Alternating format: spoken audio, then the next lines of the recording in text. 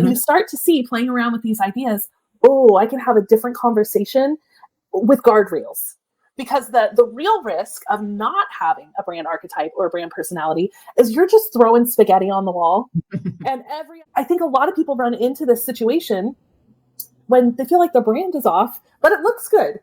You know, I definitely, we've had clients like that. I know that we've had that problem in our own business back in the day before we really understood all the moving parts. And so it's something that I think is super common and something we can dive a little bit deeper into today. Because really your brand, it shouldn't look good, but have no one biting. Right.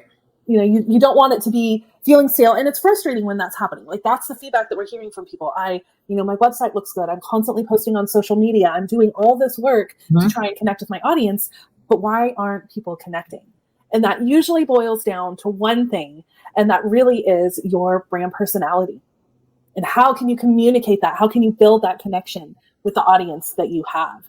And, one thing that I like to say is that pretty does not equal powerful. It's one thing that you see a lot of these days, because it's so easy now with templates, and you can get on these website builders that do all these things, and they can give you a website that looks polished and pretty and professional, and it looks nice. And we have seen so many of those in our business. People come to us and like, oh, look, my website looks so professional. And in the back of our minds, we're going, yeah, but it looks like everybody else. We can tell when it's a template. If I let the secret out of the bag, there it is. We can tell when it's a template, right? Even when it's a super sexy template, which there's a lot of them out there. There are, but we can usually tell. But the thing about that is that people get those templates and they plug their content into it, and they think, this is it. I got it. It looks good. Look, I have this professional website. And then they're like, well, why aren't people connecting? Why aren't people clicking on my opt-in? Why isn't this happening? Yeah, and I think those are the symptoms to be looking out for, right? So if you're trying to assess for yourself, is this my problem? Is this what I'm running into? If you've done the reviews and visually everything looks like it's lined up, and it's photos of you that are current, not from 20 years ago, and it's information that seems current to you. One of the things to go through and think about is, okay, if I'm having quality visuals but no engagement, then that means it's really the message. And the message is all tied to your brand personality, understanding how you want to show up in the world, and I think that's the most important part of it, is we get to choose. I think we're a lot of times we're sitting around and we're waiting for other people to tell us how we're showing up. But no, you get to choose. This is 2025. I get to choose what I want to put out there. And honestly, what happens is that it means that the messiness of your messaging gets cleaned up. It means that you start to have emotional connection. And if that's not happening, then what's missing is that brand personality, that clarity on yourself. And, I think it's important to kind of think about the difference between brand emotion versus brand strategy. We're left-right labs, right? So that's the left brain and the right brain coming together. And it's really easy to go very far in one direction or the other. I mean, I'm the right brain, so I lead with emotion. I lead with heart. But if I'm just running around doing that, and I'm not actually I'm not letting Gretchen bring strategy to the table, well, then I'm creating a hot mess for our company and our clients. That's not helpful, And on the flip side of that, I mean, for you, Gretchen, if you're leading with pure strategy, but not thinking of bringing heart into it, then things can start to feel a little robotic. Yes. So it's like, how do we have the balance of the two? And I know you pride yourself on being a cyborg, Gretchen, but be close. And that's fine for you, but it's not okay for your brand. It doesn't connect with everybody. And that's the thing. People do need to hear what the left brain has to say in any business, the left brain side of the business. But if it's all left brain, unless your audience is all left brain, there are situations where that makes sense, but that's not going to always be the case. I would say, and I'm going to throw a random number out here, but like 80 to 90% of businesses have right and left brain involved in them. If you think you're an outlier, that's great, but most people aren't. Yeah, it's really true. Well, and then that means that you're missing out on people you could be serving because you're not willing to think about that beautiful alchemy of bringing the two together. Right. It's that emotion and that strategy that really makes things sing. Yeah. And so you should be asking yourself, like, what do you feel when you're looking at your brand, when you're reading your own content? Do you have enough of a balance of that emotion and that strategy? Well, and if you think about it too, even though I'm a left brain and you're a right brain, that's not solely what we are all the time. Yeah, that's a major oversimplification. If you take me to the Lego set right now, I'm going to make emotional purchases. some gut reaction. I want that set. So it's not, my logic brain is going, you don't need that set, but the right brain is going, buy it. So we all have that mix of right brain, left brain concept. So that if your brand isn't conveying both of that, you're not going to be meeting the needs of your customer. Well, and it's funny you bring that up, because there is a Harvard study that states that 95% of purchases are made in the subconscious mind. Oh yeah. That's that emotional mind. That's emotional connection. So we want the support of the logic. The logic is so good for building trust, yes. right? It's so good for letting people know what specific things are they getting, or is there a process that you follow so they know there's proof that this isn't your first time of doing something. Like, logic provides that structure. And if we boil that down psychologically, that structure provides safety. Mm-hmm. So that's an important piece. That's a really important piece to have. So you have to have that logic.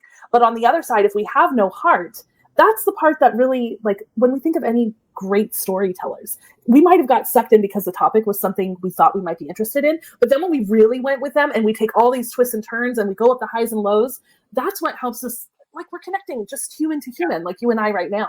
And so that's what the power of kind of the heart really does, that brand emotion side of it. Yeah. And I was going to say, this is, you know what I'm going to say? This is how it starts with AI. AI, if you go to a ChatGPT or a Claude or a Jasper or whatever, and you just use it plain vanilla out of the box without training it, without telling it anything about your brand or anything like that, you're just going to get boring, plain vanilla results back. It doesn't have a heart. You have to give that AI a heart, and Trina's going to tell you how to do that. Yes. well, that's the perfect setup, because enter the archetype. Right? Okay, so what on earth is an archetype? What does this mean? It is a fancy word for your brand personality. So if you've heard someone talk about a brand archetype, you could think of it as your brand personality, or in some cases, brand characters. So this is, honestly, it's a core psychological structure. This is based off, like, if we think of any good movie or good book, there are characters in the book and the movie, right? And that character is something we can identify with. Maybe there is, an action movie, and you're really engaged with the hero, the one that's coming in to save the day and to lead the charge, or maybe you're watching a movie where there's an outlaw and they're coming in and they're disruptors, or we're watching Star Wars and we're looking for wisdom, and guess what? We immediately go to Yoda, right? Mm-hmm. There's these things that we think, okay, these are just characters. This is all based on psychology at the end of the day. And Carl Jung, for any of you who are nerds like me, psychology nerds like me, Carl Jung is really the one who founded this idea around archetypes, and it applies to your brand. It applies to your personality and the way that you put yourself out there. And so I think one of the ways that is important to do that is understanding, how do I use brand personality? How do I leverage that for myself? If we think about how many other companies there are that are in the same field as you, like all the different people that your potential clients or followers could connect with, how do we make you different from them? How do you make you different from them? and understanding what your brand archetype is, your brand personality, is that way to really lead the charge. When we think of the mega brands out there, if we're thinking of Disney, we're thinking of Starbucks, we're thinking of Apple, those are brands that understand the power of an archetype and lean all the way in. So if we take something like Disney, there's a lot of archetypes out there. We tend to focus on the core 12. So when you hear me referencing names of them, I'm referencing the core 12. But when we think of somebody like Disney, their archetype is the magician. It's transformation. It's about creating incredible experiences. It's about taking something that feels like it shouldn't be able to exist, but it does. So that makes sense for Disney. Like, right away we get that. But what if you're an engineering company and you're competing against all these other engineers who are really stiff and it's all about blueprints and da-da-da? But what if you are able to infuse your brand with that voice of the magician and say, guess what? We use our engineering brilliance to bring you things that you wouldn't have had on the other side of that. We can actually create new products for you. We can actually uncover new ideas or solve problems that bring a transformation. Now, that's a unique way to start talking about something like engineering that people are going to make all kinds of assumptions about. Mm-hmm. So it's really about opening up a language that people can connect to, both scientifically and emotionally. Boom! It's that magic in the middle, right? and so that's one of those things that's so fun to dig into.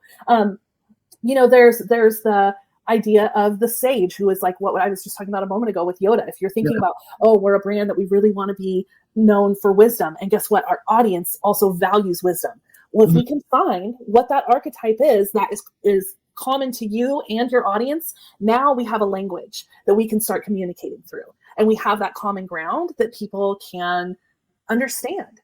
Mm-hmm. You know, I'm curious, Gretchen, for you from the outside. I mean, my background was in psychology, so this was stuff I nerded out on all the time. And you love psychology in different ways, but I'm curious, when you first started learning about brand archetypes, what were things that maybe seemed weird to you or you didn't understand? Well, my first thought is really just 12. There's a lot more, but there's 12 cool. You know what? Right, but you know what? Here's why I kind of got stuck on that, is because I'm like, well, that's kind of putting everybody in a box, right? Yeah. But when you dig deeper into that, brands have a secondary archetype. And sometimes they can have a third, but that's very rare. It's usually there's just 2 that we focus on. And when you do that, that opens up like a high number of possibilities. And then of course there's percentages that you're like a certain percentage of your primary and only a smaller percentage of your secondary. And so that's where that's kind of that secret sauce comes in for the business. Yeah. Is when you know what both of those are and you play to those strengths. Yeah. Well, and when we're helping our clients uncover their brand archetypes and their brand personality, we are looking for the 2. So the first one is the one that you have in common with your audience, because that means you're on ground where you have common conversation and common interests. So that's number 1, right? But the second one, like Gretchen was mentioning, that is the secret sauce. That's that extra little spice that you bring to the table that is totally unique to you. And so it's so fun because there's so many ways to do that. And you know, when you start to kind of put those together, so if we take the idea of, let's say the main thing you have in common with your audience is the sage. So they're all, you are driven by learning, your audience is driven by learning. That is something that in our field makes a lot of sense. So we have that part in common.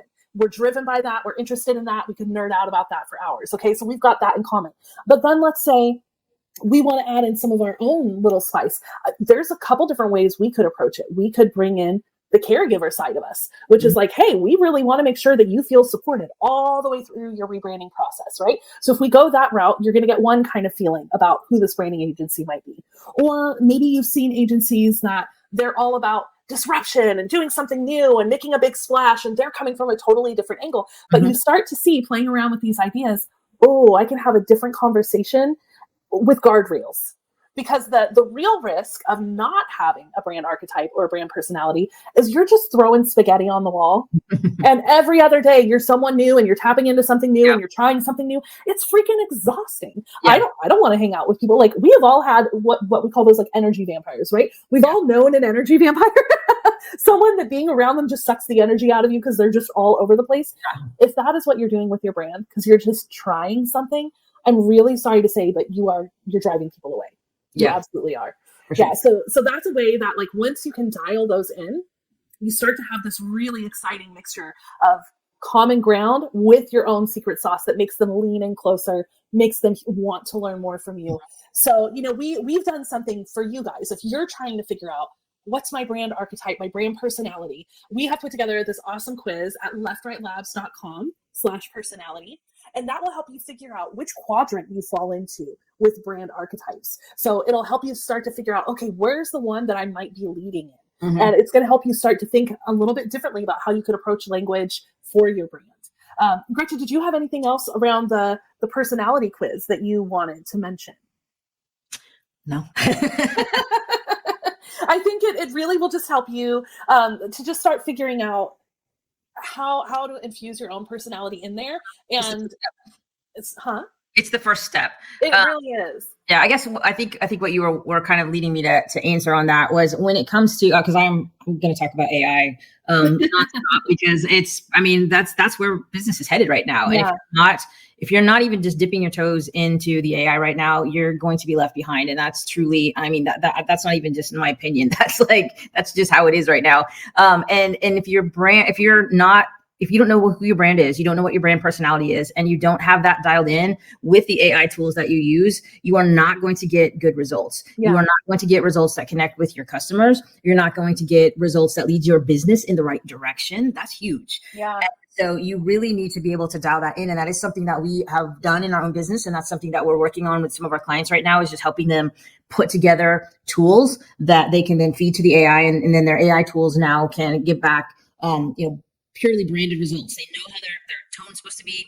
They know the messaging, the phrases, they know the products their clients the clients need. It's just completely dialed in. But if you've not done that with your AI, and I also would challenge this too, because I know there's people out there. I've had these conversations with a few people, just in message boards and places like that. And these aren't coming from clients, but on message boards, and they've said things like, well, I just ask AI to help me figure out my brand. And I'm like, but when you do that, AI is just mirroring back what you put into it. Yes. You don't know what your brand is because you've not sat down and done actual brand strategy with humans. But if you haven't done that, then AI is just taking and spitting back generic results for you based on what you're putting into it. So it's mirroring things back to you that might not be correct. And when I'll give one more example. When we first started down this path and we started putting things into AI about our brand and trying to get it to get the right message. And it was a process because in the very beginning, a lot of these tools and it hadn't really evolved quite far enough. But anyway, when we first did that, at one point I just asked AI, I said, hey, can you just tell me what you know about our brand? Tell me everything you know about Left Right Lab, summarize it and send it back to me. And it did. And it was wrong. Real wrong. I was like, tell me everything you know about the brand. And it came back and it had our archetype wrong. And I was like, oh my gosh, and so we course corrected that and figured it out. But there's a lot of people out there that aren't doing that. They're just plugging along thinking that, oh, well, AI is going to figure it out for me.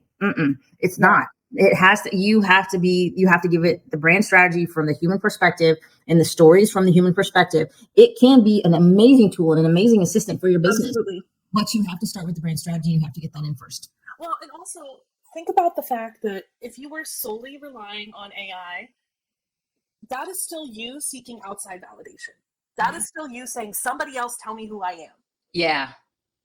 When you step back and really think about that, that's painful, right? It's like, no, you get to decide. Yeah. If you're going in with just plain vanilla AI and with not giving it any information, and you're just saying, hey, ask me questions and figure out my brand personality, it's going to be all over the place. And then when you ask it to summarize and spit it back to you, it's going to be absolutely disastrous. And that was our experience with it until we figured out how to course correct it. And that's what, we're doing that now with clients, and we're figuring out exactly what it needs to know, get the right prompts in there, get the right information to it, and in the right order too. That's also a key piece of it. And then once it's in there, the results you get back are pretty, you don't have to do a lot of editing and have back and forth conversations with the AI to get it right and tweak it just right. You get stuff that's pretty much ready to go. It just takes a few little tweaks on your end to finalize it, and it's ready to go. And that's a huge, huge time saver. Yeah. Well, and if you go through and if you take this personality quiz, this will give you kind of that first pass to understand what quadrant of the brand archetypes you fall in. And then you'll also get an opportunity to sign up for an upcoming workshop that we're going to be having, where we're diving deeper into what the system is, how this works for you, and how you can use this to leverage this personality and this conversation and this unifying foundation that it creates for you and your ideal clients. So if you're interested in that, sign up for the quiz, leftrightlabs.com/personality. And don't forget to like and subscribe. We're so excited. I'm excited to be back and to get to connect with everybody. And we'll see you again next Friday.